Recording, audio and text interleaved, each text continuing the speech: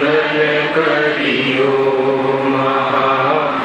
ગ્રંથ કરણ કો કામ જાતે મિલે સમાજ સબ પાવે નિજ પરિણામ મિથ્યા ભાવય ભાવથી જે પ્રગટે નિજ ભાવ તે જયવંત રહો સદા એ જ મોક્ષ ઉપાય.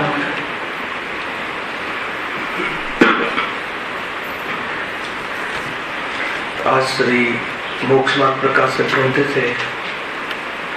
બીજા અધિકાર ઉપર આપણે સ્વાધ્યાય કરી રહ્યા છીએ. ત્યાં 4 ચોકડી વિશે આપણે ચર્ચામાં બીજી ચોકડીના ભાવમાં કેવું જીવન હોય છે જ્ઞાની ધર્માત્માનું એની ચર્ચા આપણે કરી રહ્યા છીએ. ગત વ્યાખ્યાનમાં શું થયું, શું પ્રોબ્લેમ છે, શું થયું? ધ્યાન નહીં. હમણાં ગ્રંથમાં કાંઈ જોવાનું નથી. હું જે બતાવું છું કે ગત વ્યાખ્યાનમાં આપણે ઘણા ટોપિકોની ચર્ચા કરી હતી. મૂળ વાત એમાં એ આવી કે જે વ્યવહાર ચારિત્ર છે અર્થાત તો વ્રતાદિ જે કરવાની વાત છે, તો વ્રતાદિ કરવાનો જે ભાવ છે આજે તો ટોટલ ગાથા આવી ગઈ 100%. બરાબર છે, 100% બધી ક્લેરિટી આવી ગઈ. છતાં આપણે એની ચર્ચા વિશેષ કરીએ છીએ. બરાબર એથિક્સ સમજજો, શું લોજિક છે કે જે પાપ પરિણામગ્રસ્ત જીવનમાં જે આવે છે અને પાપ પરિણામને મર્યાદામાં લાવવાનું જે શુદ્ધ ભાવ, શુભ ભાવ જે છે એ પર્યાયનો શુભ વ્યવહાર છે. સમજો, અર્થાત એને વ્યવહારને એનો વિષય કહે છે. એમ પણ કહ્યું એટલે કે પરમાર્થ સ્વરૂપ નથી, પણ ગ્રસ્ત જીવનમાં આવી એક સ્થિતિ હોય છે અને સ્વરૂપમાં લીન થવું અર્થાત તો પરિણામમાં, પરિણામ કહો, પર્યાય કહો, દશા કહો, ઉપયોગ કહો, ઉપયોગમાં પાપ અને પુણ્ય ભાવ રહિત નિર્વિકલ્પપણું આવવું, શુભ દશા પ્રગટ થયેલી એ વિતરાગ ભાવ છે. બરાબર છે, એ ખરેખર નિશ્ચય પ્રગટ થયું કહેવાય. 2 લોજિક ખ્યાલ આવે. હવે એ વિતરાગ ભાવ થયો અને દરેક જીવને એના સ્વભાવમાં આ રાગ, આ દ્વેષ અર્થાત આ પાપ પરિણામ, આ પુણ્ય પરિણામ અને દેહ આદિ નો અભાવ છે. એ શુદ્ધ ભાવ છે, એ પરમ પારણામિક ભાવ છે. આવો ભાવ કોને છે? દરેક જીવ માત્ર પાસે આવો એક નેચર છે, ત્રૈકાલિક ધ્રુવ સ્વભાવ છે. ખ્યાલ? 3 સ્ટેપ કયા? બરાબર છે. શું સ્ટેપ કહ્યું કે પરિણતિની અંદર, પર્યાયની અંદર, ગ્રસ્ત જીવનમાં ભૂમિકા અનુસાર ખાવાના પીવાના, હવે એના ઉદાહરણ ખાવાના પીવાના ભોગવવાના 5 ઇન્દ્રિયોના ભાવ એ પાપ પરિણામ. અને પાપ પરિણામ એ તીર્કશાય, એને એનાથી બચવા જે દેવશાસ્ત્રે ગુરુની ભક્તિ, દયાદાન વ્રત, તત્વ વિચાર, સ્વપરના ભેદ વિજ્ઞાનના વિચાર, એવા જે ભાવ આવવા એ બધા શુભ એટલે શુભ અને અશુભ ભાવ આ બધા શું છે? વ્યવહાર નહીં નો વિષય કે જીવને આવા પરિણામ ગ્રસ્ત જીવનમાં જોવા મળે છે. પરંતુ એ ભાવ જે છે આત્માનું પરમાર્થ સ્વરૂપ નથી. એટલો ખ્યાલ આવે. શુભ ભાવ હોય છે ખરો, હે ને? જે ધુલાઈ કરે ને ગુરુદેવ, વ્યવહાર નહીં, શુભ ભાવ. શુભ ભાવમાં ધર્મ નથી, ધર્મ નથી એટલે શુભ ભાવ નથી એમ નહીં લેવાનું. આપણે એમાં ધર્મ નથી એમ માનવાની વાત છે. હવે જે શુભ ભાવ એવા શુભ અશુભ જે વર્તમાનમાં પરિણામ છે, પરિણામ એટલે શું? ઉપયોગમાં એ ચાલે છે. એ ઉપયોગ એમાં ઉપયોગ એટલે જ્ઞાનનો વ્યવસાય આવા શુભ અશુભ ભાવમાં વર્તી રહ્યો છે. આત્માના બળ દ્વારા સ્વભાવના આશ્રય એ પરિણામોથી નિવૃત્ત થઈ જવું, નિર્વિકલ્પ થઈ જવું, એનો વેપાર છૂટી જવું, એવી જે મોમેન્ટ છે એને શું કહે છે? વિતરાગ ભાવ. એને કહે છે કે વિતરાગ પરિણામ. ખ્યાલ આવે? તો એ જે પરિણામ આ થઈ ગઈ પર્યાયની વાત. એ નિશ્ચય પ્રગટ થયું, જીવનું આ વાસ્તવિક સ્વરૂપ પ્રગટ થયું. પણ જીવનું અનાદિથી અનંત કાળ એક એવો જે સ્વભાવ છે કે એમાં શુભ અશુભ ભાવો તો છે જ નહીં, કશાયનો એનો સ્વભાવ જ નથી. કેમ કે જતા રહે છે સ્વભાવ કેવી રીતે હોય? અને દેહ આદિ પણ એમાં એનો અભાવ છે. એવું એક ત્રિકાલ સ્વભાવ, ત્રૈકાલિક સ્વભાવ, જ્ઞાયક ભાવ, એક જ્ઞાયક ભાવ, એકરૂપ ભાવ એ આત્માનો શુદ્ધ સ્વભાવ. એનો વિશ્વાસ આવે. આજે કહ્યું તો ગુરુદેવે મિથ્યાત્વ અને અનંતાનુબંધીનો અભાવ થઈ ગયો છે એવો ચોથું આવે ને, ચોથી ભૂમિકા, ચોથું ગુણ સ્થાન, એક ચોકડી કશાયનો અભાવ, છતાં રાગ છે પણ એનો સ્વામી એ વાત. આ ત્રણ પ્રકારના સ્ટેપ થઈ ગયા. બરાબર છે? હવે શું થાય છે આની અંદર? ઘણા લોકો આમાંથી કઈ વિકૃતિઓ પેદા થાય છે એની ચર્ચા કરીને આપણે 11મી પ્રતિમા પર જશું. આમાંથી એ વિકૃતિઓ પેદા થાય છે કે જે શુભ અશુભ ભાવો કયા થાય. એ શું છે? વ્યવહાર નયનો વિષય. વ્યવહારનો વિષય એટલે કે આત્માની એ અવસ્થા તો છે પરંતુ એ આત્માનું સ્વભાવ નથી, ઓરિજિનલ સ્વરૂપ નથી. એને દ્રષ્ટિ છોડવાની હતી તો કઈ વિકૃતિ આવી જાય છે? એ આત્માનું સ્વરૂપ નથી, એનો પક્ષ છોડવાનો હતો. પક્ષ છોડવાનો હતો એટલે એની દ્રષ્ટિ છોડવાની હતી. પણ જીવ શુદ્ધ શું કરે છે કે ભાઈ એ તો ધર્મ નથી. વ્યવહારનો વિષય છે વ્રતાદિ, અસ્થિતિ વ્રતાદિ કહીએ. નાસ્તિથી વ્રત એટલે ખબર છે તમને? વ્રત કરો એમ કોઈને કહે એટલે કશાયની મર્યાદા કરો એમ, એનો ભાવ એમ સમજજો. કશાયની મર્યાદા કરવો એ બધો શુભભાવ છે. સમજમાં આવે છે? તો જ્ઞાનીના જીવનમાં એ બધું હોય છે, પરંતુ એને શું નથી માનતો? એને ધર્મ નથી માનતો, સુખનું કારણ નથી માનતો. કોને? પાપ ભાવ અને પુણ્ય ભાવ. એટલે લોકો એમ હવે શાસ્ત્રીય ભાષામાં કે ભાઈ પર્યાય છે જ નહીં. એક સ્ટેપ જઈએ છે. આજે 11મી પ્રતિમા લેવાનો વિકલ્પ છે. એક સ્ટેપ શું કહ્યું? ઘણા એમ કહે ને આ શાસ્ત્રીય ભાષામાં આ જ વાત નહીં. પહેલા કહ્યું વ્યવહાર, ઉત્પન્ન થતો નિશ્ચય અને વાસ્તવિક એવું સ્વરૂપ. 3 સ્ટેપ ખ્યાલ આવી ગયો. હવે કે વ્યવહાર તો ધર્મ નથી, તો વ્યવહાર ધર્મ નથી એમ કહ્યું છે. વ્યવહાર કોઈ મિથ્યાત્વ નથી, વ્યવહારનું જ્ઞાન મિથ્યાત્વ નથી, વ્યવહારની દ્રષ્ટિ મિથ્યાત્વ છે. પકડજો બરાબર વાતને. શું કહ્યું? વ્યવહાર નહીં. અવ્યવહાર તમને ખ્યાલ આવી. વ્યવહાર એટલે શું? પુણ્ય ભાવ, વ્રતાદિ ભાવ. એ કોઈ મિથ્યાત્વ નથી. એ તો જ્ઞાનીઓના જીવનમાં સાધક દિશામાં આવતી પરિણતિ છે. પણ એને ધર્મ માની લેવું, એને કઈ પોતાનું સ્વરૂપ માની લેવું, એનું નામ મિથ્યાત્વ છે. વ્યવહારનું જ્ઞાન કરવું પણ મિથ્યાત્વ નથી. હવે આને પર્યાય પર ઘટાવો. શાસ્ત્રીય શાસ્ત્રમાં શું આવે છે? ઘણા એમ કહે કે પર્યાયની વાત કરો જ નહીં, પર્યાય છે જ નહીં. તો કહે છે કે સર્વથા નથી એમ નથી. પર્યાય જેવડો હું નથી. પર્યાય એટલે શું લેવું છે? ત્યાં દ્રવ્યમાં પર્યાય નથી, દ્રવ્ય ગુણ પર્યાયમાં. ત્યાં પર્યાય એટલે પર્યાયમાં જે અલ્પ વિકાસ વાળા ભાવો, કશાયની મનતા વાળા આદિ જે પર્યાય ધારણ કરે છે ભાવો, એ ભાવો મિથ્યાત્વ નથી. એનું જ્ઞાન મિથ્યાત્વ નથી, પર્યાય મિથ્યાત્વ નથી. હવે શોર્ટકટમાં બોલું છું. પર્યાયનું જ્ઞાન મિથ્યાત્વ નથી. પર્યાયનું જ્ઞાન તો સમ્યક જ્ઞાન છે, પણ પર્યાયની દ્રષ્ટિ એ મિથ્યાત્વ છે. પર્યાય દ્રષ્ટિ પર્યાયની દ્રષ્ટિ અથવા પર્યાયનો આશ્રય અથવા વ્યવહારનો આશ્રય. આશ્રય એટલે શું? પર્યાયમાં જે હમણાં કસાયની મનતા, માનો કે અત્યારે આપણે સ્વાધ્યાય કરી રહ્યા છે, બહુ ઊંચી વાત કરી રહ્યા છે, બહુ જ મતલબ આત્માની વાત ચિંતન મનન કરી રહ્યા છીએ, એ શું છે? પર્યાયમાં આવી એક સિચ્યુએશન બની છે અને એવો મન કસાયનો ભાવ આવ્યો છે કે આપણે વિચાર કરી રહ્યા છે. આ શું છે? વ્યવહારનો વિષય, ધર્મ સમજવાનું પરિણામ, શું ભાવ. પણ કોઈ એને ધર્મ માની લે કે અમે તો ધર્મ બહુ કર્યો. શું કર્યું ધર્મના નામે? રોજ પ્રવચન રેગ્યુલર સાંભળ્યું તો કે ધર્મનું લક્ષણ જ નથી. ધર્મનું લક્ષણ તો શું છે? સમ્યક દર્શન. કે આ જે છે આ જે રાગાદી ભાવ, આ તો શુભ ભાવ જે છે એ છે ખરા, પણ એ મારામાં મારા સ્વભાવમાં નથી. કેમ નથી સ્વભાવમાં? બોલો ભરતભાઈ, બતાવો લોજિક થી. સ્વભાવમાં કેમ નથી? કોઈને પૂછવા જવાનું છે? સ્વભાવ એટલે શું? કે જેનો ક્યારે અભાવ ન થાય.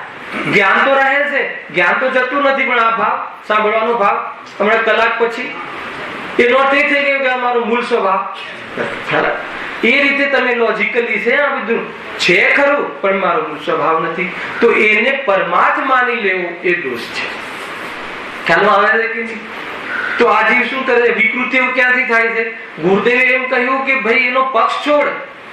જીવને અનાદિથી સંસારમાં પરનો પક્ષ પડ્યો છે, વ્યવહાર એનો પક્ષ પડ્યો છે. પક્ષ પડ્યો છે એટલે શું? પક્ષ પડ્યો છે એટલે બાહ્ય ક્રિયાઓ અને બાહ્ય ભાવો, એમાં અપનત્વ, એમાં પોતાનું સ્વરૂપ માનવાનો પક્ષ પડ્યો છે. ભાવ છોડ એમ નથી કીધું, ભાવ તો છોડવાનો છે, પણ પહેલા પક્ષ છોડ. પહેલા એમ તો કંઈક માને છે ને, માન્યતા, આજ બસ કરવા લાયક છે ને આ ધર્મ છે, આ બસ છે.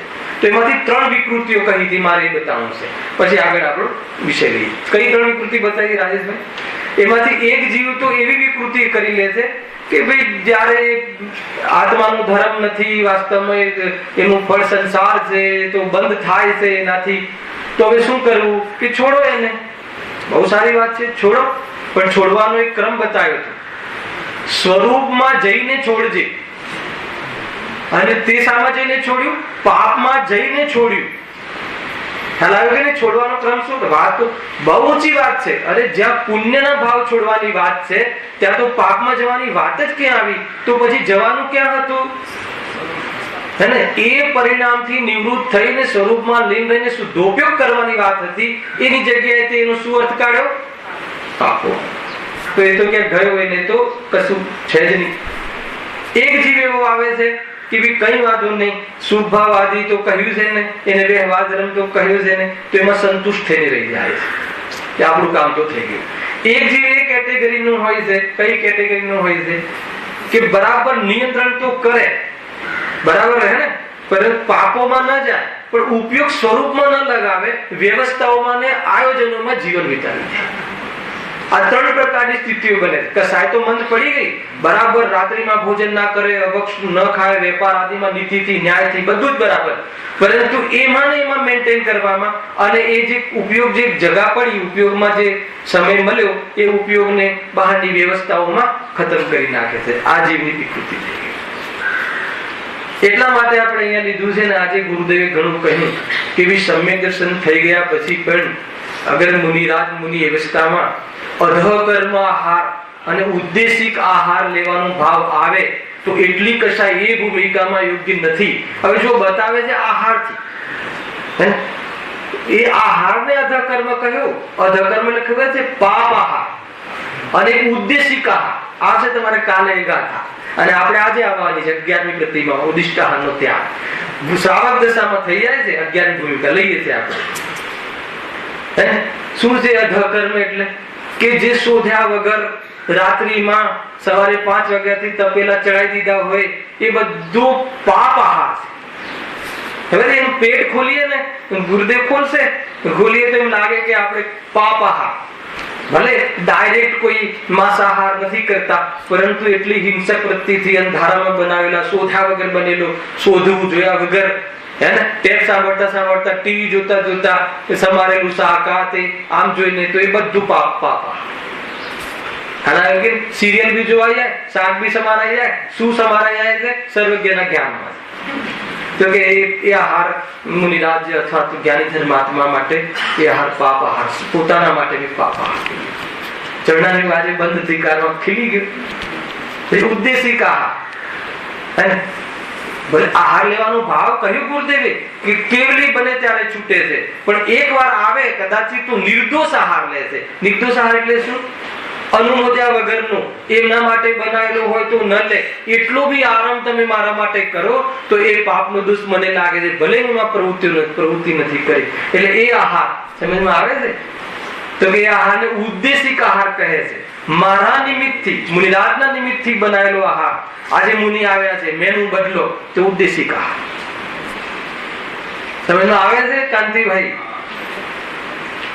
આજે મુનિરાજ આપવા ધાર્યા છે તો આજે મેનુ બદલો તો ના ચાલે.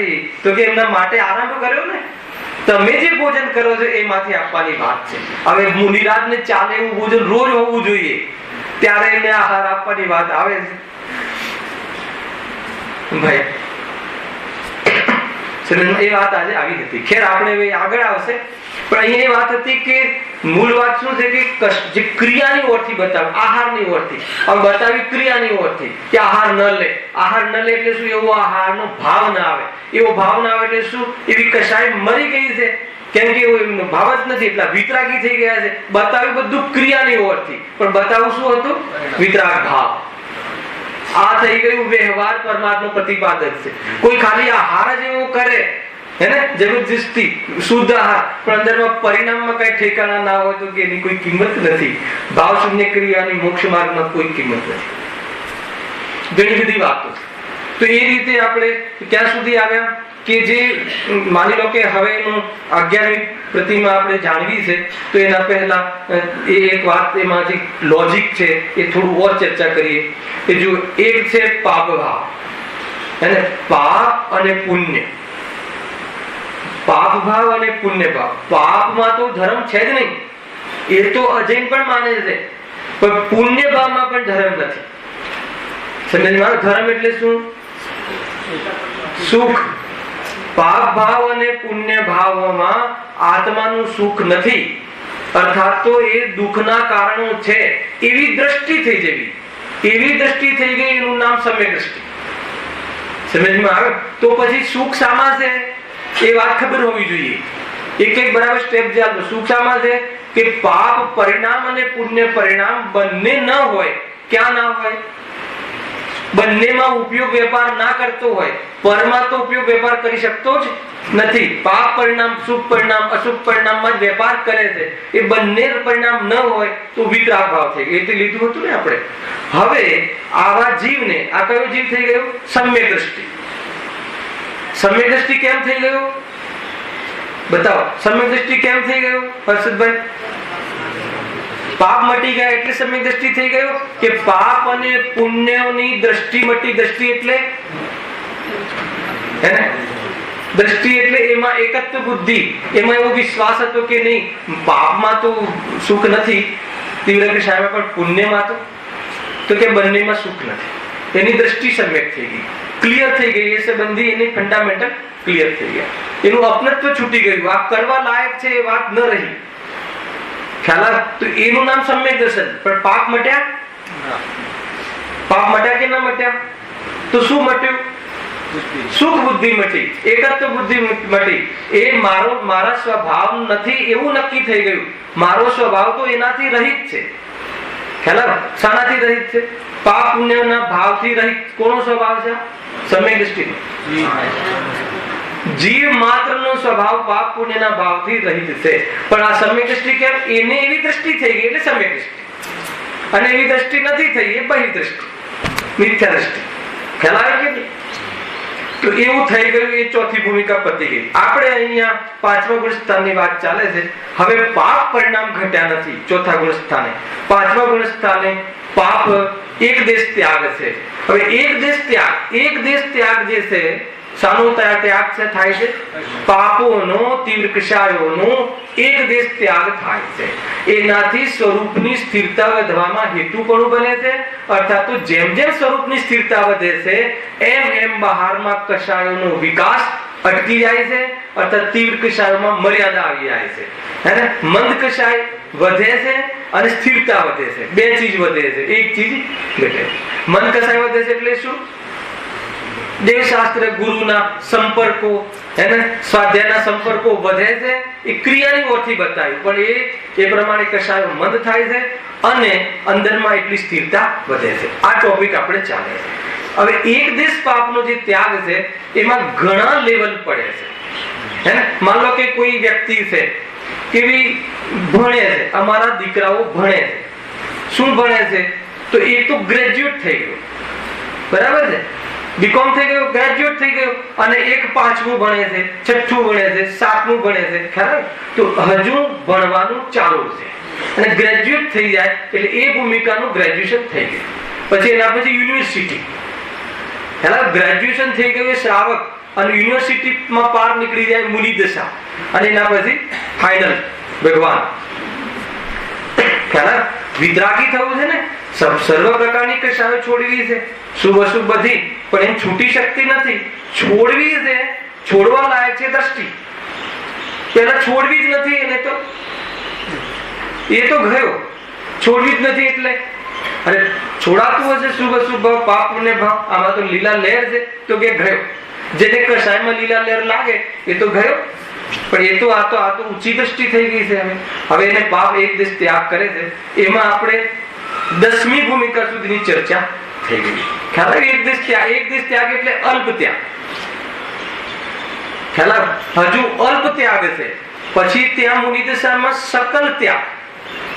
ખ્યાલ આવે? સંપૂર્ણ ત્યાગ. શાનો? ઇન્દ્રિય ભોગોનો, પાપ ભાવોનો સકલ ત્યાગ, અને પુણ્ય ભાવ ઘણો અને વિતરાગતા ઘણી. ત્યાં એ રીતે છે. ખ્યાલ આવે? તો અહીંયા પાપ ભાવનો ત્યાગ કરે છે, તો એ ત્યાગ કરવાના અંતર્ગત 8, 9 ને 10 ત્રણ ભૂમિકા આપણે પેલા ગયા વ્યાખ્યાનમાં આપણે વિષય બનાવ્યો હતો. શું હતું કે જ્યાં 7મી ભૂમિકા હતી, કઈ હતી 7મી પ્રતિમા? બ્રહ્મચર્ય પ્રતિમા. બ્રહ્મચર્ય પ્રતિમામાં શું થયું હતું કે એમનો કુટુંબનો વિસ્તારનો ભાવ મટી ગયો હતો. પોતાના કુટુંબીજનોના દીકરા દીકરીઓને પણ અનુમોદના થાય, લગ્ન આદિ વ્યવહારમાં એવા ભાવ ન રહ્યા. એના કારણે બધા જ સંબંધો તૂટી ગયા. એને સંબંધોમાં મર્યાદા આવી ગઈ ને, તો હવે એને કમાવાની શું જરૂર છે? એટલે એને 8મી પ્રતિમા. જો પ્રતિમાની ઓરથી કથન છે, પણ અહીંયા ઉપાદાનની ઓરથી હવે એને એમ થાય છે કે મારે વેપાર કરવાનો શું જરૂર છે, કે જ્યારે મારે કોઈ જગ્યાએ જવું નથી, અપ ટુ ડેટ કપડા જોઈએ, અપ ટુ ડેટ ગાડી જોઈએ, એ બધું તો જરૂર નથી. અને જ્યાં પરિગ્રહની જરૂર નથી, તો પરિગ્રહ માટે આરંભની શું જરૂર છે? ખ્યાલ આવે કે નહીં? એટલે વેપારનો ભાવ મટી ગયો. 8મી પ્રતિમા બહુ વિસ્તારથી ચર્ચા કરી હતી. હવે આગળ, હવે જ્યાં વેપાર આદિનો ભાવ ન રહ્યો, ક્યાંય જવાના બહારમાં કોઈ અભરખા ન રહ્યા, હવે એ જીવને એમ થાય છે કે મારી પાસે જે અલ્પ પરિગ્રહ છે એમાં ઉપયોગ બગાડવા જેવો નથી. હેને? 5 શર્ટ હોય તો 5 શર્ટને સાચવવાની જવાબદારી તો આવી જાય ને એટલું. હવે એ વિજાતિનું પરિણામ હવે એમાંથી કટોતી આવે છે. એટલે અલ્પ પરિગ્રહમાંથી પણ ઘણો પરિગ્રહનો ત્યાગ કરે છે. એ તો કથન માત્રથી, ખરેખર એની કશાયમાં મર્યાદા લાવે છે. અને ઉપાદાનમાં જોઈએ, નિશ્ચયમાં તો એટલી વિતરાગતા. કેમ કે જીવ જ્યારે બહારમાં કશાયો મંદ પડે અને ઉપયોગ બહારથી સમેટે, તો પછી કરે શું? તો કે સ્વરૂપની સાધના કરે. અને સ્વરૂપની સાધનામાં એની વિતરાગતા વધે છે. જેમ જેમ વિતરાગતા ઘાટી થાય છે અને કશાય પટલી પડે છે. ખ્યાલ આવે? હવે 10મી પ્રતિમા. 10મી પ્રતિમા કઈ હતી? અનુમતિ ત્યાગ પ્રતિમા. એમાં શું કરે રાકેશભાઈ? અનુમતિ એટલે હવે એટલો બી ભાવ નથી આવતો કે પોતાના ઘરમાં પોતાના દીકરા દીકરીઓને વેપાર આદિમાં સલાહ સૂચન કરે. કેમ નથી આવતું? બતાવો. એ લીધું તું મુખ્ય. મેં એક જણ બતાવ્યું તો મને એમ લાગે કે આપણે બરાબર જઈ રહ્યા છીએ. હે? એક મિનિટ બતાવો હિતેશભાઈ, બતાવો. સલાહ સૂચન હે નહીં, એ કયા બલ ઉપર સલાહ સૂચન આપવાનું છોડે છે? મેં સ્પેશિયલ લીધો હતો આ ટોપિક, એટલે પૂછું છું. હે ને? એક જણને બી પૂછી શકું છું, પ્રોબ્લેમ નથી મને. હે ગિરીશભાઈ? શું? કયા બલ ઉપર? સ્વરૂપના બલ. એ કથન થયું, વિશ્લેષણ કહો.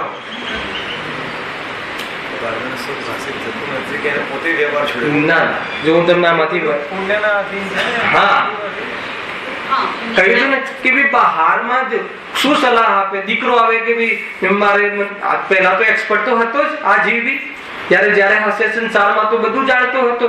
તો એમ કોઈને એમ થાય કે પપ્પાને પૂછી લઈએ, ભલે એમને ન કરવું હોય તો ન કરે, તો આપણને તો બતાવે. કોઈને એવો ભાવ થાય ને, તો હવે શું બતાવે? કે બેસ તને બતાવો કે જો બહારમાં ધન કેવી રીતે ઉત્પન્ન થાય છે, એ બતાવો. કે એ ધન જે છે ને પુણ્યના ઉદયથી મળે છે. મારી સલાહથી તને મળે એમ છે નહીં, અને આત્માને તો મળતું જ નથી, એટલે હું તને મારી એક ધન કમાવાની સલાહ આપીને મારો ઉપયોગ વ્યર્થ જવા દેવા માંગતો નથી, એમ કહીને જય જીનેન્દ્ર કહી દે. સમજમાં આવ્યું? બલ કયું આવ્યું? અચ્છા, આ દ્રષ્ટિ ક્યારે બની હતી? એને ચોથા ગુણ સ્થાને. દ્રષ્ટિ તો પહેલાથી સમ્યક દર્શનના પૂર્વે, સમજો, કાલે આવ્યું હતું પ્રવચનમાં, પ્રવચન સારમાં, સમય સારમાં શું આવ્યું હતું? ગુરુદેવ કહે કે ભાઈ અશુભ ઘટાડવું અને શુભમાં જવું, એ તો સમ્યક દર્શન પછીની વાત છે. પહેલા તો શુભ અને અશુભ બે ખોટા છે નક્કી કર, પછી તને કહીને તો તને પક્ષ આવી જશે. તને એમ કહે ને તું આ શુભ તો સારું, અત્યારે તો પુણ્ય, અત્યારે પુણ્ય ભાવ હોય એમને ખબર છે, પણ એ ના પહેલા એક ચીજ નક્કી કરીને બેસ સભામાં કે આ પુણ્ય ભાવ જે છે ને એ બી છોડવા લાયક છે. ખ્યાલ આવે કે નહીં? એના પછી હવે તમે કહીએ હવે વાંધો નથી, હવે કહીએ કે બીજું હવે સ્વાધ્યાય કર, આદિ કર, પણ શું છે એ ધ્યાન રાખજે, બરાબર, એ મનમાં સંતુષ્ટ નથી રહેતો. તો એ વાત તો એને ચોથા ગુણ સ્થાનથી નક્કી છે, પરંતુ એવી તાકાત નથી એની કે બહારમાં કોની પરિણામમાં યોગ્યતા નથી પાકી કે છોડી દઉં. તો એને સંસ્કાર બસ ધંધો પોતે બી કર્યો, પોતે કરીને હવે છોડી પણ દીધો. ધંધો છોડ એટલે શું? રાગ છોડ્યો. ધ્યાન રાખજો, હું બોલીશ એમ કે ધંધો છોડ્યો, તમારે સમજવાનું શું? જેને ધંધાનો રાગ છૂટી જાય એને બહારમાં બેહવાની પ્રવૃત્તિ ન હોય. આજે ગુરુદેવે કહ્યું અંદરમાં રાગ છૂટી જાય અને બહારમાં પ્રવૃત્તિ હોય એમ બને નહીં. અને બહારમાં કદાચિત પ્રવૃત્તિ હોય, છૂટી હોય, પણ રાગ ન છૂટ્યો હોય એવું તો બને. પણ મુનિ અવસ્થામાં, એટલી ઉત્કૃષ્ટ અવસ્થામાં બહારમાં એવી પ્રવૃત્તિ ન દેખાય કે ભાઈ મારા માટે તમે આ ભોજન બનાવજો, તો કહ્યું કે અંદરમાં બનાવવાનું કહ્યું એટલે કે તને એટલો રાગ છે, એનો અર્થ કે મુનિ દશા નથી. કહ્યું ને આજે એક વાક્ય પર પ્રવચન થાય એવું છે વિસ્તાર. તમને એમ લાગશે કે ભાઈ એ તો આપણે એમ જાણી લઈએ કે દેહ જુદો ને આત્મા જુદો, બહુ સરસ હે ને, પણ દેહ અને આત્મા જુદો જાણ્યો ક્યારે કહેવાય ખબર છે? દેહ પ્રત્યેની આસક્તિ છૂટે તો. જુદો કહે, જુદો જેમ બોલે એમ વ્યાખ્યાન બી કરે, અને દેહ પ્રત્યે તો એટલો પ્રેમ કરે તો કહે કે તારું કામ નથી, તું ખાલી બોલ વચન છે. જાઓ.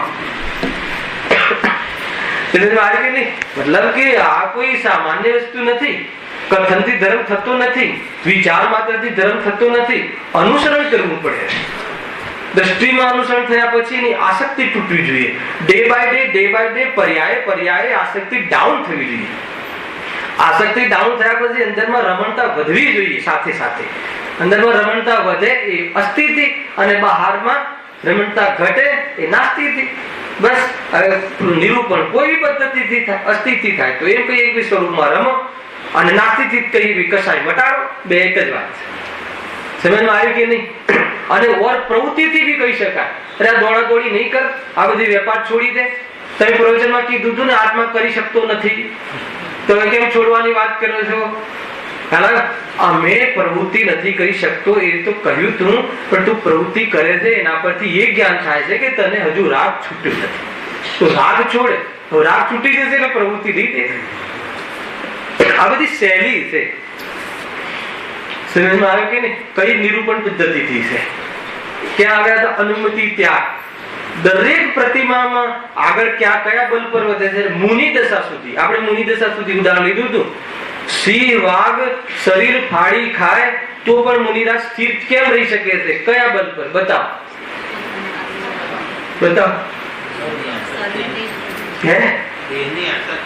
દેહ હું નથી એ શ્રદ્ધા, એ શ્રદ્ધા ચોથે ગુણ સ્થાને કરી હતી. હું નથી એને ખાય છે તો હું શું કામ હસ્તક્ષેપ કરું? મને ખાય તો હસ્તક્ષેપ કરું, પણ મને તો એ ખાઈ શકતો નથી. આત્માને ખાઈ શકે. ખ્યાલ? આ દ્રષ્ટિના બલ ઉપર મુનિ દિશા નભે. તો એ રીતે 10મી પ્રતિમા પર એટલો વૈરાગ થઈ ગયો, એટલી વિતરાગતા આવી ગઈ. અર્થાત તો જે દ્રષ્ટિ બની હતી એ દ્રષ્ટિના અનુસાર એટલા પરિણામ તૈયાર થઈ ગયા. દ્રષ્ટિ અનુસાર પરિણામ થવા લાગ્યા. એનો પક્ષ લેજો. શુભ ભાવ પણ કોને કહે છે ખબર છે? કે એના પક્ષનો શુભ ભાવ હોવો જોઈએ, એ પક્ષનું પોષણ કરતો હોવો જોઈએ તો શુભ ભાવ છે. નહીં તો શુભ ભાવ પરમાર્થનું પોષણ કરવા વાળો જો અગર શુભ ભાવ હોય તો શુભ ભાવ, નહીં તો એ શુભ ભાવ પણ નથી. એ વાત ધ્યાનમાં રાખવા જેવી છે. ખ્યાલમાં આવે છે કે એમ છે. તો અહીંયા હવે ક્યાં આવે કે 10મી પ્રતિમા એ રીતે સમાપ્ત થાય છે. હવે કેટલો રાગ ઘટે છે, ગજબ છે. એક પ્રકારથી સમજી લો કે એક દેશ પાપનો ત્યાગ થયો. એક દેશ પાપનો ત્યાગ થયો ઇન ધ સેન્સ કે જે ઘરની અંદર છોડવું તો છે સર્વ કશાયો, પણ સર્વ કશાયો છોડવાની હિંમત નથી, એને પુરુષાર્થ કરવાની હાલ યોગ્યતા નથી તત્સમયની યોગ્યતામાં. તો ઘરમાં રહેવા છતાં, એટલો રાગ રહેવા છતાં કેટલા લેવલની કશાય મટી શકે છે.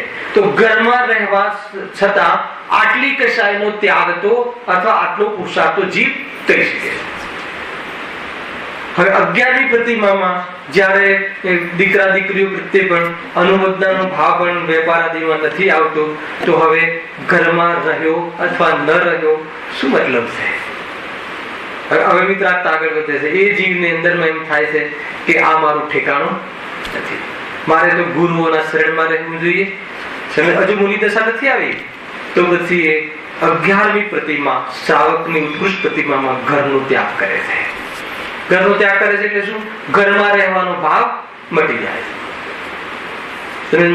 ઘરમાં રહેવાનો ભાવ મટવાની યોગ્યતા 11મી પ્રતિમામાં આવે છે. એના પહેલા કોઈ ઘર છોડી દે તો ક્યાં ઘર બનાવી દે, નક્કી વાત.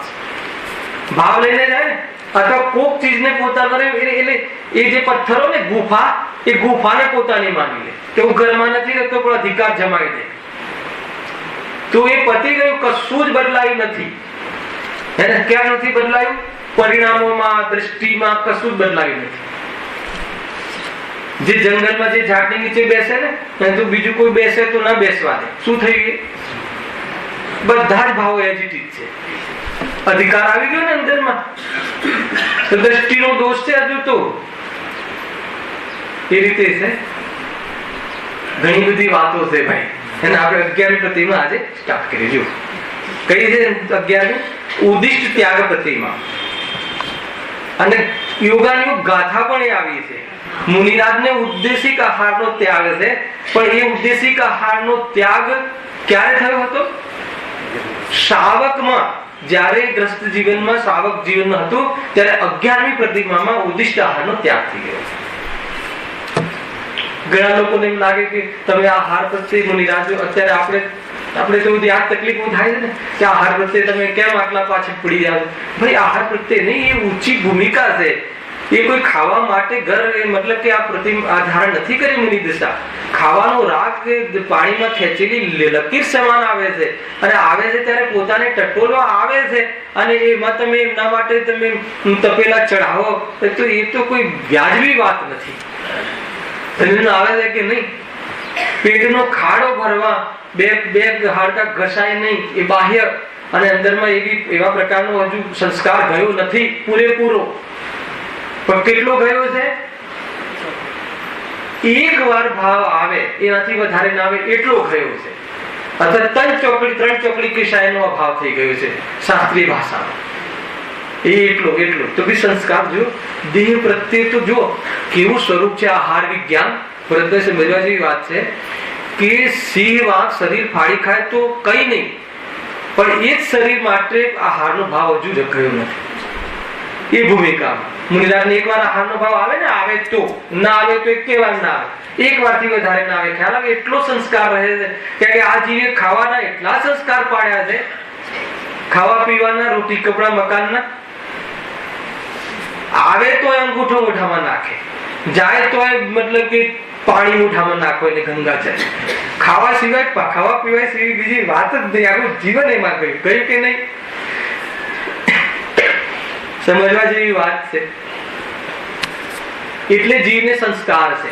સૌથી પહેલા એ ચાહે શિબિર હોય કે ચાહે પ્રતિષ્ઠા હોય, ખાવા પીવાની વ્યવસ્થા પહેલા જોઈએ છે. એનો સંસ્કાર બોલે છે, અને બોલે પણ છે બસ પેટ માટે જીવીએ છીએ. એટલે શું આવી ગયું ને? બધું જ એના આપલક્ષણ છે. ફૂટે એવું. એનો અર્થ કે આત્મા માટે નથી, હું તો પેટ માટે જીવું છું. પેટ તારું છે જ નહીં, આવવાનું નથી જોડે. ગમે એટલું ભર ને, કેટલા ગોદામો ખતમ કર્યા પણ ક્યાં રહ્યું? આસક્તિ તોડવા જોઈએ. અને આના પરથી લાલાયત થાય છે, એના પરથી અપક્ષ તો તરત છૂટી જવું જોઈએ. અરે આ આત્માને એટલી કરુણા હોવી જોઈએ કે આ શરીર તો પડોશી છે, એના માટે તું આટલા પાપ નહીં કર, કઈ હાથ નહીં લાગે. આજે ચરણાનો યોગ 11મી પ્રતિમામાં જબરદસ્ત ચર્ચા છે. જો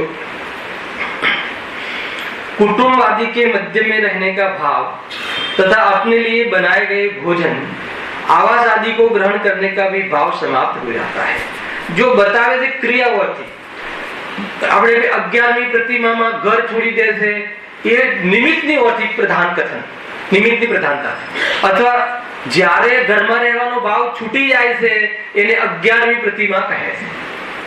એ ઉપાદાનની ઓથી કથન. કથન કોઈ બી રીતે થાય, હવે તમને સીમિતતા આવવું જોઈએ. નહીં ઘર કઈ રીતે છોડે પરદ્રવ્યને, અરે ભાઈ નિમિત્ત પ્રધાન કથન છે. જેને અંદરની કશાય ઘરમાં રહેવાની છૂટી ગઈ હોય છે એને પછી સંયોગમાં ઘર દેખાતું નથી. આખી ભાષા આ રીતે હે ને, ભાષા મળે છે નહીં થવું. ઘણા લોકો ભાષાને પકડી લે છે.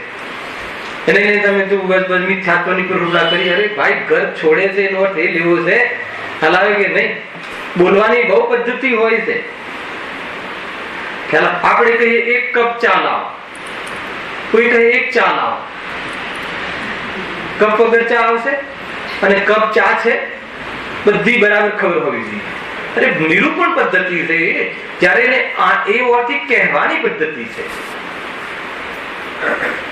એ રીતે કપની અંદર રહેલી જે ખરેખર ચા છે અને કોઈ કપ ચા નથી હોતો, અને જ્યારે ચા લાવે ત્યારે કપ હોય છે અને પીવાનું ચા હોય છે, કપ નહીં. બધું આવી ગયું. ખ્યાલ આવ્યો કે નહીં? બધું આવ્યું કે નહીં? ખ્યાલ? ધર્મ આવી ગયો પૂરો. ચામાં ધર્મ ક્યાંથી આવ્યો? તો નિરૂપણ પદ્ધતિ છે ભાઈ. દેહ અને શરીરને આત્માને મળીને મતલબ કે જીવ કહે છે. એ કપ થઈ ગયો. ખ્યાલ આવ્યો કે નહીં? જ્યારે જ્યારે સંસારમાં જીવ જોવા મળશે તો પેકિંગ સાથે જોવા મળશે. પેકિંગ છે એ જીવ નથી. કોઈ દિવસ આપણે ગમે એટલું ટોપ પેકિંગ વાળું બોક્સ લાવ્યા હોય કુકરનું, પણ ફેંકી દેવું પડે. પણ ક્યારે ફેંકવાનું? જ્યારે ચૂલે ચડાવવાનું ત્યારે ફેંકવાનું, પહેલા નહીં ફેંકવાનું. ખ્યાલ આવે કે નહીં? કુકર જયારે ચૂલે ચડાવીએ ત્યારે. તો આ બધી પદ્ધતિ છે, બીજું કઈ નથી આમાં. અને દ્રષ્ટિમાં ક્યાંથી ફેંકી દેવાનું? દ્રષ્ટિમાં જ્યાંથી ખરીદે ત્યારથી કે આ તો ખોખું છે, અંદર કુકર છે. આનું નામ ધર્મ. આ ખોખું છે, અંદર આત્મા છે, એ તો પહેલાથી. અને આત્માનો આશ્રય લેતા શરીરનું લક્ષ છૂટે, એનું નામ ધર્મ. અને આત્મામાં સમય જાય અને શરીર મળે જ નહીં, એ પૂર્ણ ધર્મ પ્રગટ થઈ ગયો. સિદ્ધ અવસ્થા કે આ છે આત્માનું સ્વરૂપ. છે કે નહીં? વારંવાર જન્મ લેવો સારી વાત નથી, સમજવા જેવી વાત છે. જો હવે આ જીવ કેવી ક્યાં આગળ વધે છે? कुटुंब आदि के मध्य में रहने का भाव तथा अपने लिए बनाए गए भोजन અહીંયા છૂટે છે. હસમુભાઈ ઉદ્દિષ્ટ આહારનો ત્યાગ સાવક જીવનમાં 11મી પ્રતિમા. આવાસ આદિ કો ગ્રહણ. આવાસ પોતાના માટે મકાન, એની આપણે ધર્માત્માઓ આવવાના છે, અહીંયા ઉપર 2 હોલ બનાવી દઈએ એમને રોકાવા માટે. પતી ગઈ વાત છે નહીં. જો લખ્યું શાસ્ત્રમાં, ખોલું ચરણાના યોગમાં, મોટા મોટા શાસ્ત્રોમાંથી કોટેશન કરેલું છે. ધર્મશાળાઓમાં મુનિરાજ ન રોકાય. ખ્યાલ? ગામના ગાદરે ક્યાંય કોઈ નજીકમાં હોય ત્યાં જંગલોમાં રોકાય. કોઈએ મકાન પોતાના માટે બનાવીને પછી છોડ દીધું હોય કે સાર્વજનિક કરી દીધું હોય તો કદાચિત ત્યાં રોકાય. બાકી જો જ્યાં લોક લગાવી શકાતું હોય એવી જગ્યાએ એવા આવાસનો ઉપયોગ ના કરે. આ તો તમે ક્રિયાની ઓર્થી કહો છો. અરે એટલો અધિકાર ભાવ આવ્યો ને, મિથ્યા દ્રષ્ટિ, મિથ્યાત્વ અને અનંતાનુબંધીનો ભાવ થઈ ગયા પછી સ્વામિત્વ તો છૂટી જાય છે. આત્માનો આશ્રય રહે છે, અને જેટલો આત્માનો આશ્રય ઉપયોગમાં નથી તો બહાર રહે છે. અને આ જીવને તો આત્માનો એટલો આશ્રય રહ્યો છે કે હવે કોઈ બી એના ઉપર લોક લગાવવા વાળા મકાન ઉપર ભાવ આવતો નથી. અને આવી જાય તો એ ભૂમિકા નથી. અને આવી જાય છતાં માને તો કે મિથ્યા દ્રષ્ટિ. કેટલું બેલેન્સ છે બેટા. ભાવ આવી જાય એનો દોષ નથી, ભાવ આવી એ ભાવ દોષ છે, પણ એ ભૂમિકામાં ન રહ્યો તો એનાથી એટલી વિતરાગતા અમારી ઘટી ગઈ. બસ છતાં ઘટી જવા છતાં એ જબરજસ્તી માને કે નહીં. તો કહ્યું કે તને તો 7 તત્વની ખબર જ નથી, આત્માની જ ખબર નથી. શું વાત કરો છો હે ને? આટલી બધી પવિત્રતા, કોઈ કિંમત નહીં. હવે ગુરુદેવનો જે ટોન છે, કોઈ કિંમત નહીં. મોક્ષ માર્ગમાં એની કોઈ કિંમત નથી. મોક્ષ માર્ગીઓને હોય છે, પણ મોક્ષ માર્ગીઓને એની કિંમત હોતી નથી. અરબો ખરબોપતિ પાસે અરબો રૂપિયા હોય છે, પણ એને અરબોની કિંમત હોતી નથી. હાલાવે કે નહીં? એ રીતે જ્ઞાની ધર્માત્માઓને બહારમાં આવી પોષણો આવે છે કસાયની બનતાવાળી, પણ એની કિંમત હોતી નથી. એ દ્રષ્ટિનો વિષય. અને હોય છે પરિણામ. ખ્યાલ આવે કે નહીં? અને સ્વરૂપમાં સ્થિર થઈ જાય છે તો એ પરિણામ રહેતા નથી. કેમ કે દ્રષ્ટિમાં હતા નહીં, કેમ કે દ્રવ્યમાં હતા નહીં. દ્રવ્ય સ્વભાવમાં હતા નહીં, દ્રવ્ય સ્વભાવની દ્રષ્ટિ થઈ એટલે દ્રષ્ટિમાં પણ ઉતરી ગઈ હતી વાત, અને સ્વરૂપમાં સમાઈ ગયા તો પરિણામમાં રહ્યા નહીં. આખું ચેન શરીરમાં આવે ને. બહુ સરસ ચર્ચા છે ભાઈ. એ રીતે અનિલભાઈ ખ્યાલ આવે છે? હૃદયમાં બેસી જવા જેવું. આમાંથી શું મેળવ્યું, શું નક્કી કર્યું, એટલી ખબર પડી જાય કે ભાઈ આ કષાયો જે છે એ છોડવા જેવી છે, અને પરદ્રવ્ય તો છોડવાની વાત જ નથી, એ તો છૂટા છે. અને કષાયો દુઃખના કારણ છે, અને એ ન રહે એના તરફનું એ ન રહે તો એ જે પેદા થાય છે નિરાકુલતા, એ સ્વભાવ છે. અને આત્મા આવો સ્વભાવ લઈને કાયમી બિરાજમાન છે. આ બધી ખબર એક સાથે હોવી જોઈએ. આ બધી ખબર એક સાથે હોય ત્યારે શ્રદ્ધા સ્વરૂપની બનતી જાય, કસાયનું જ્ઞાન બી રહે અને સ્વપનનું વિવેક પણ બન્યો રહે. એવી મિશ્ર દશામાં જીવ પુરુષાર્થ કરતો બહારના આશ્રયને છોડતો સ્વરૂપનો આશ્રય ધારીને ભગવાન બની જાય. આખી પોઝિશન 11મી પ્રતિમા આવી. બરાબર? જો શું કહે છે? आवास आदि को ग्रहण करने का भी भाव समाप्त हो जाता है. यह उद्दिष्ट त्याग, उद्देशिक નો અર્થ લખ્યો છે આજના પ્રવચનમાં સમયસર. ઉદ્દેશથી, એના નિમિત્તથી બનાવેલું ઘર અને આહાર, એ વાત અહીં આવી. આવાસ અને ભોજન બે છોડી દે છે. પછી શું શું રાખે છે એ બીજા પેરેગ્રાફમાં. જો ઘર કો છોડકર ક્યાં રહે છે, પછી બધું બતાવ્યું છે. બહારમાં કેવો રહે છે ને અંદરમાં કેવો રહે છે, બધું. અંદરમાં ક્યાં રહે છે? અંદર સ્વરૂપમાં. અને બહારમાં ક્યાં રહે છે? ક્યાં નથી રહેતો? તો એ ઘરમાં કોઈના નથી રહેતો. પોતાનું ઘર હજુ હવે કોઈનું ઘર થઈ ગયું. કોનું થઈ ગયું? દીકરાનું કે તો પૂતગલનું હતું. અને નિમિત્ત થી જેમાં રહે છે, જેના રાગમાં નો કર્મ જેનું છે એનું અધિકાર નથી. કેવું થતું હશે સ્મુભાઈ કે માની લો કે બરાબર મતલબ કે 5000 સ્ક્વેર ફીટ નો ફ્લેટ બરાબર લડી ઝઘડીને લીધું હોય અને પછી એ કોઈનું નથી. સમજમાં આવે છે કે નહીં? અરે એ જે લડી ઝઘડીને લીધેલો જીવ જ્યારે ફરે ને ત્યારે એક પરમાણુ પર અધિકાર ન રાખે એવી ચૈતન્યની તાકાત છે. આ જીવે બહારમાં રોતો જીવ જોયો છે ખાલી, હે ને?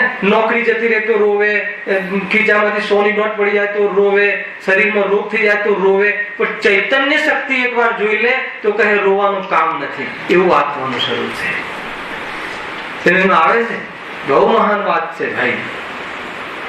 એ રીતે છે. જો अब जो घर को छोड़कर मुनिराज के समीप जाकर अब क्या रहते, गुरुओं के सानिध्य में व्रतों को ग्रहण कर भिक्षावृत्ति से भोजन करता हुआ तपस्या करता है, वह चेलखंडधारी उत्कृष्ट श्रावक है. चेलखंडधारी, चेल એટલે પોશાક, ખંડધારી એટલે એક ખંડ વસ્ત્ર. હજુ એટલો રાગ ગયો નથી. પુરુષાર્થની કમજોરી છે એટલે મુનિ દશા નથી, પણ આ ઉત્કૃષ્ટ શ્રાવક દશા. बराबर? आगे वाचू. इस प्रतिमा में प्रत्याख्यानावरण का अत्यंत अल्प मंद उदय होने से तीजी चौकड़ी एनो उदय છે એટલે શું આપણે મંદ ઉદય છે. પંચમ ગુણ સ્થાન પરથી વિતરાગતા સર્વાધિક बढ़ ગઈ है એટલે પંચમ ગુણ સ્થાનમાં શ્રાવક જીવનમાં જેટલા લેવલની વિતરાગતા આવી જોઈએ અંતિમ, આના પછી સિદ્ધિ મુનિ દશા, આના પછી સ્ટેશન આવે છે. આ અંતિમ મતલબ કે 11 5મા ગુણ સ્થાનમાં આટલી ભૂમિકા એક દેશમાં આટલા પહેલું ધોરણ, બીજું ધોરણ, ત્રીજું ધોરણ, ગ્રેજ્યુએટ. તો એ પ્રમાણે ગ્રેજ્યુએશન લઈ લીધું, 11મી ઉત્કૃષ્ટમાં ઉત્કૃષ્ટ ભણતર. એ શાળા લેવલનું, યુનિવર્સિટી લેવલનું નહીં, એ સ્કૂલ લેવલનું ઉત્કૃષ્ટમાં ઉત્કૃષ્ટ બીકોમ. હવે યુનિવર્સિટીમાં પછી માસ્ટર્સ કરશે અને જે કરશે પછી એ બધી મુનિ દશા. ખ્યાલ ઉદાહરણ આ છે.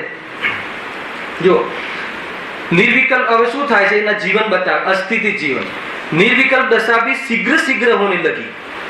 આ શું નિર્વિકલ્પ દશા એટલે શુદ્ધોપયોગ, મતલબ રંજ માત્ર પણ વિકલ્પ ન રહે ભક્તિનો ભગવાનની, ખાવાની વાત તો દૂર, એવી અવસ્થા વારંવાર થવા લાગી. પણ કેવી ન થઈ? હર અંતર મુહૂર્તમાં નથી થતી, પણ શીઘ્ર આવવા લાગી, વારંવાર આવવા લાગી. પેલા એટલી સ્થૂળ હતી કે 15 દિવસમાં એકાદ વાર સ્વરૂપમાં રમી આવે, હવે વારંવાર આવવા લાગે. પણ એવી નહીં કે જેવી મુનિ દશામાં ખાતા પણ અંદર જતા રહે, એવી જાતની તાકાત હજુ નથી થઈ. પર્યાય સમજમાં આવે એ રીતે. પછી લખે છે निर्विकल्प दशा भी शीघ्र होने लगी तथा कुछ अधिक काल पर्यंत टिकने लगी. બે ચીજો થઈ. થોડીક વધારે કાળ રહેવા લાગી, પણ વધારે કાળમાં અંતર્મુહૂર્ત થી વધારે રહી ના શકે. યથા યોગ્ય અંતર્મુહૂર્તના બહુ ભેદ છે. પણ માનો કે 1 વાગે જે દશા થઈ હતી એમાં જેટલો વધારે કાળ રહ્યો હતો એનાથી 1:15 વાગે અથવા તો 1:30 વાગે એની વધારે દશા થઈ, વધારે રહેવા લાગે, કાળ વધવા લાગે. શામાં? શુદ્ધોપયોગ. એક તો શીઘ્ર થવા લાગી અને કાળ પણ વધવા લાગે. હવે જેને અંદરમાં આટલું રહેવાતું હોય એને બારમાં 5 જોડી કપડા રાખી અને એના વાળવાના, એના રાખવાના અને કબાટ રાખવાના ઉપયોગો થાય ન થાય. એટલે હવે શું રાખે છે? ખ્યાલ એ રીતે એક ખંડ વસ્ત્ર. આગળ આવશે એનું.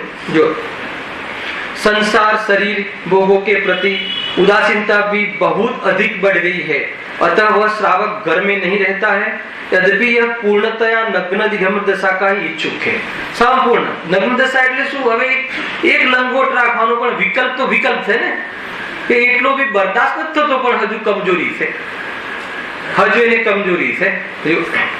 तथापि अभी पुरुषार्थ की कुछ कमजोरी होने से, प्रत्याख्यानावरण का कुछ अंश विद्यमान होने से अपनी असमर्थता समझता हुआ जो કેટલો ઈમાનદાર છે, પોતે અસમર્થ છે તો એમ નહીં કે નહીં अब દુનિયાને હવે આટલો રેકોર્ડ તો કરી લીધો છે, થોડું એક લંગોટ છોડી દઉં, આમે ભાવ તો ડાઉન છે જ બધા પરિણામ, અને મુનિ કહેવડાવ નહીં. હજુ મને ખ્યાલ આવે છે કે મને હજુ થોડું સંકોચ કહો, થોડું પરિણતિ એવી બને છે તો હજુ એ પરિણામ છે.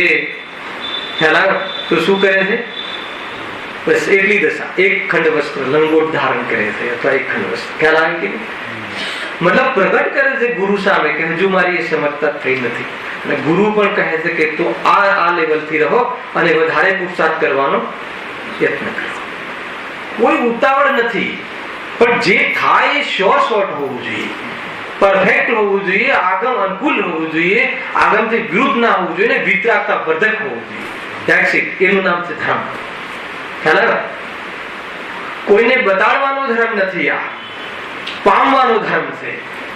કોઈ કહી દેશે, ચલો રાજેશભાઈ કહી દે કે તમે મુનિ છો, તો એનાથી કોઈ તમારું થઈ જશે? કઈ તમે ખરેખર મુનિ હશો અને કોઈ એમ કે આ મુનિ નથી તો એ તમારું નહીં અટકે. કોઈ ના કહેવાથી કોઈનું અટકતું નથી. શું સ્વરૂપ છે? જો तथापि अभी पुरुषार्थ भी की कुछ कमजोरी होने से, प्रत्याख्यानावरण का कुछ अंश विद्यमान होने से अपनी असमर्थता समझता हुआ खंड वस्त्र धारण करता है, जिसे ओढ़ने से पैर ढकने पर सिर नहीं ढक सके तथा सिर ढकने पर पैर नहीं ढक सके, ऐसे अपने शरीर की लंबाई से कम लंबे वस्त्र को खंड वस्त्र कहते हैं. ખ્યાલ આવે? 5 ફૂટનું મારી હાઈટ હોય તો હું એનાથી 1 ફૂટ નાની ચાદર લઈ આવું, રાખું એમ કે જેનાથી શું થાય? એનાથી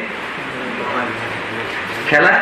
આપણે કેવી રીતે સૂઈએ છીએ? કારણ કે પગના નીચે ચાદર દબાવીને છેક અહીંયા દુનિયાનું જે થવું એ થાય ને આત્માનું જે થવું એ થાય. શરીરનું કાંઈ થવું ના જોઈએ, ઊંઘ બગડવી ના જોઈએ. એનું નામ આપણે તો સુખી તો ગયું કે એટલો પ્રમાદ ઠીક નથી. ખ્યાલ આવે કે जो अपने लिए बनाए गए भोजन निवास आदि को ग्रहण नहीं करता है, अपने लिए किसी भी पदार्थ की याचना नहीं करता है, भोजन के लिए निमंत्रण से या बुलाने पर नहीं जाता है, નિમંત્રણ પર નહીં, મુનિની જેમ એને પડગાહન જાય, ધારણ કરે, મળે તો મળે, ન મળે તો ક્યાં એમને જોઈએ છે। यह पदार्थ मेरे लिए बनाया गया है ऐसा आभास होने मात्र से भी उन पदार्थों को छोड़ देता। बહુ ઊંચી વાત છે। માની લો કે ખરેખર એના માટે આપણે નથી બનાવ્યું, પણ એમને એવું થઈ જાય, એમને એવો વિકલ્પ આવે કે કદાચ મારા માટે બનાવ્યું, ઉદિષ્ટા કેમ થઈ જાય કે માન લો કે અહીંયા આપણને કોઈ ઉપદેશક, કોઈ 11મા પ્રતિમાધારી કોઈ વિદ્વાન અથવા તો એ શ્રાવક અહીંયા છે અને અહીંયા તમને ઉપદેશ આપે છે, એ વખતે પકડ ચરણાનું યોગનું આવ્યું અને ઔષધિ દાનમાં કોઈ ઔષધિની ચર્ચા આવી, ખ્યાલ, અથવા આહાર ભક્ષનું કોઈ વાત આવી તો ભક્ષ આહારનું, શુદ્ધ આહારની અહીંયા ચર્ચા કરી અને ગયા ત્યાં આહારમાં અને એ જ આહાર ત્યાં જોયો, યોગાનું યોગ, પણ એમને એવો વિકલ્પ આવ્યો કદાચ આ ભાઈએ મેં આના લાભ બતાવ્યા હતા, અહિંસક છે તો એને બનાવી ના નાખ્યો હોય, એવો ભાવ આવી જાય તો એના માટે એ લેવાવાળા તરફથી ઉપદેશી, તો એ પછી નીકળી જાય એટલે શું? ન જમે જબરજસ્તી કે જમવાનો ભાવ મટી જાય, ભાવ મટી જાય। વાત જબરજસ્તી નીકળી જાય નહીં। હવે સમાજ શું કહેશે કે અથવા સર્વજ્ઞના ધ્યાનમાં તો છે, દોષ લાગશે, ચલો, તો એ ભૂમિકા નથી। જબરજસ્ત આ તો એક એક મોમેન્ટ તમે જુઓ તો ગજબની વાત છે। અંદરમાં એવો ભાવ આવે કે અરે હે ને, સટકાઈની જીવોની હિંસા, સેપરેટ એને કઢાઈ ચડાવી હશે, અરે આ ભોજન લેવાને લાયક નથી, તો ભોજનનો ભાવ નીકળીને સ્વરૂપની યાદ આવી ગઈ, વાત ખતમ। પછી 2-5 દિવસ સુધી ન પણ આવે, આજે ઘણી ભૂખ લાગી હોય પણ પછી 5 દિવસ સુધી ન પણ કે મસ્તીમાં હોય તો ન આવે, શું સ્વરૂપ છે? આ તો શ્રાવકની વાત છે, મુનિરાજની વાત તો બહુ ઊંચી વાત છે। હવે આ જે શ્રાવક છે એના બે ભેદ, એક શુલ્લક, એક એલક। હવે અહીંયા જે છે ને 11મી પ્રતિમાથી બધું ડ્રેસ કોડ ચાલુ થાય છે। 11મી પ્રતિમાથી ડ્રેસ કોડ ચાલુ થાય છે તો 14મા ગુણ સ્થાનથી ડ્રેસ કોડ છે, એના પહેલા કોઈ ડ્રેસ કોડ નથી।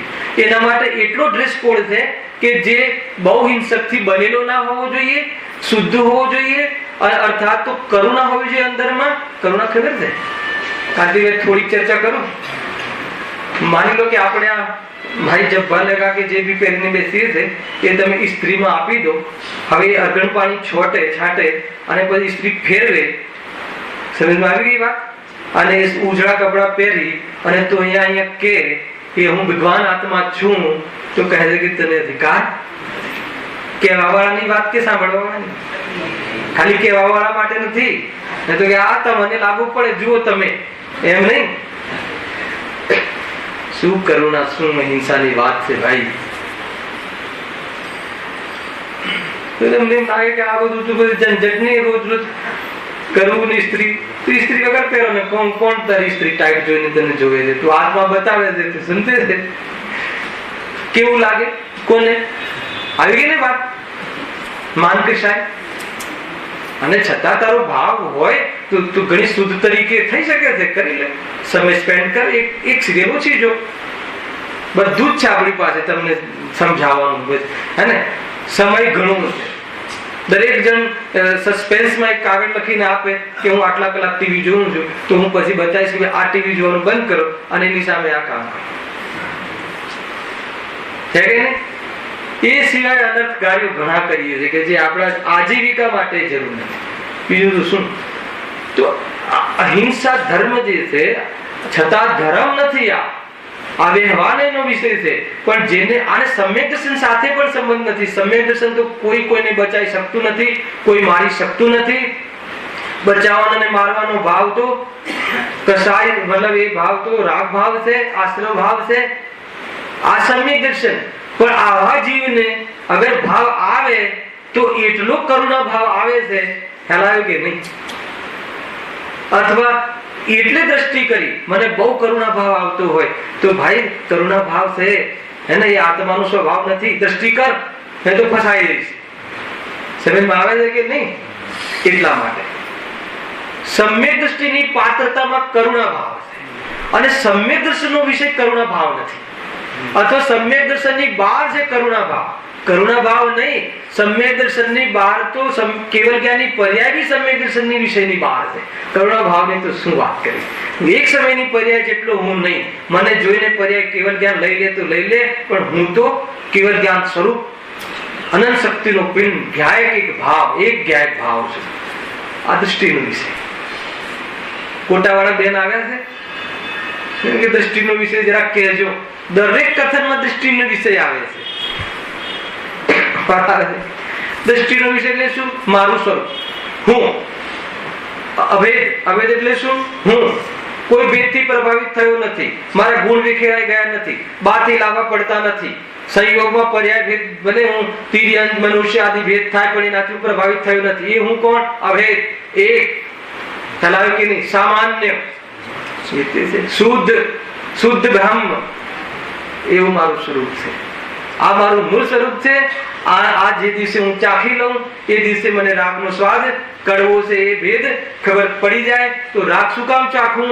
એટલા માટે હું મારો શુદ્ધ સ્વભાવ ચાખું તો રાગ નીકળી જાય. કોઈ બી જગ્યાએ રાગ કાઢવાની વાત છે, ચાહે તમે રાગની ઓરથી વાત કરો એ ચાહે શુદ્ધાત્માની ઓરથી વાત કરો. હે ને? 11મી પ્રતિમાની આ ચર્ચા થઈ. હજુ ઘણી ચર્ચા બાકી છે. Time 3 minute. તો હવે એના ભેદ, બે ભેદ છે. એક શુલ્લક, એક અલગ. એલક અથવા એક સિનિયર, એક જુનિયર. ખ્યાલ? એક શુલ્લક છે અને એલક છે. એ બંનેનું સ્વરૂપ કેવું છે? બહારથી જ સ્વરૂપ બતાવવાનું છે. અંદરથી તો કેવું સ્વરૂપ છે? ઘર છોડવાનો ભાવ છે. ઘર છોડવાનું છૂટી ગયું છે, ઘરનો ભાવ. એને એ બધું આગળ કહી દીધું. અસ્થિતિ અર્થાત તો વિતરાગતા વધી ગઈ છે. અસ્થિતિ બરાબર છે. હવે કેવી પ્રવૃત્તિ કરે છે બહારમાં, જેટલી કશાય બાકી રહી છે એમાં? તો કહે છે કે ક્ષુલ્લક કેટલું રાખે? જો एलक और शुलक. एलक दशा में पीछी कमंडल के साथ तन पर एक लंगोटी भी होती है. एलक दशा, पीछी कमंडल અને एक लंगोट. आहार मुनिराजों के समान करपात्र में होने पर भी हाथना करपात्र એટલે હાથ જેનું પાત્ર છે ભોજનનું, એ પાત્ર બરાબર છે. પણ એ પાત્ર હોવા છતાં પણ मुनि दशा तो होने पर भी मुनिराजों के समान खड़गासन से नहीं होता. बैठा बैठा भोजन લઈ શકે, અર્થાત એવા હજુ પરિણામ બેઠા બેઠા લેવાનું છે, પણ ઉભા ઉભા લેવાનો ભાવ હજુ એમને એટલી હજી કસાય તૂટી નથી. મને સવારે વિકલ્પ આવ્યો કે પછી બીજી લંગોટ રાખે કે ન રાખે બદલવા માટે. ખ્યાલ? છતાં એમને પરિગ્રહ એક લંગોટ ધારણ કરવાનો છે અને બે લંગોટ હોય. સમજ આવે છે? પણ બીજી લંગોટની વ્યવસ્થા એ નથી કરતા. એ સમાજ કરે છે, સાધર્મી કરે છે. હે ને? એ રીતે આરિકા એક સાડી 8 મીટરની એક જ સાડી ધારણ કરે છે, પણ બીજી સાડી કે સમાજ જોવે, ત્યાંથી સમાજનો પ્રવેશ ચાલુ થઈ જાય છે. ખ્યાલ આવે કે નહીં? એ રીતે જો आहार मुनिराजों के समान करपात्र हाथ रूपी बर्तन में होने पर भी मुनिराजों के समान खड़गासन से नहीं होता है, वरन पद्मासन से बैठकर लेते हैं. शेष केसलोच आदि चर्या मुनिराजों के समान है. केसलोच आदि मुनिराज की जीवी चर्या, तथापि उत्कृष्ट श्रावक अनुव्रति ही है, महाव्रति नहीं है. अतः मुनिराजों के योग्य विनय व्यवहार इनके प्रति नहीं होता. બહુ મોટો વિષય છે. આને હું નેક્સ્ટ શનિ રવિ ખોલીશ. આવતીકાલે પ્રવચન નથી. શું કરે? ક્યાંય ક્યાંય સમાજમાં આવા પ્રસંગો હોય છે આના પ્રવચનના, પણ અહીંયાથી આ વાત અહીંયા આપણે છોડીએ છીએ કે ઇનકે પ્રતિ વિનય વ્યવહાર મુનિરાજો જૈસા નહીં હોતા. એ શું કહેવું થાય છે? અને આગળ તો એવી વાત આવી ગઈ કે इनके प्रति विनय व्यवहार मुनिराजों के समान नहीं होता, इनकी अष्टद्रव्य से पूजन नहीं होती, इन्हें साष्टांग नमस्कार भी नहीं किया जाता, मात्र इच्छा कर आदि किया जाता है. આ લેવલ સુધી આમાં ઘણી બધી વાતો મારે કહેવી છે. આ લેવલ સુધી હજુ મોક્ષ માર્ગ જે સાક્ષાત છે એ નથી કહ્યું. અહીંયા સુધી ઉપચાર મોક્ષ માર્ગ કહ્યું છે. તો પછી ચારિત્ર સમ્યક દર્શન સાથે પ્રગટ થઈ જાય છે. એ શું છે? એ બધી ચર્ચા, ટેકનિકલી ચર્ચા, અને એમાં એની અંદર પ્રયોગાત્મક જે આપણને શું લાભ છે આ સમજીને એની ચર્ચા આપણે નેક્સ્ટ શનિ રવિએ કરીશું. બહુ સુંદર ચર્ચા છે. ભ્રમ તૂટી જાય એવી ચર્ચા છે. વિવેક શું છે, વિનય શું છે, ઉદેવને માનવું, સુદેવને ન માનવું એ અવિવેકી જન છે, અને વિવેક પેદા થઈ ગયા પછી પણ વિનય કેટલા લેવલનો હોય છે? કેમ લેવલ આવ્યા વિનયમાં? શું કામ નમસ્કારમાં ભેદ કર્યા?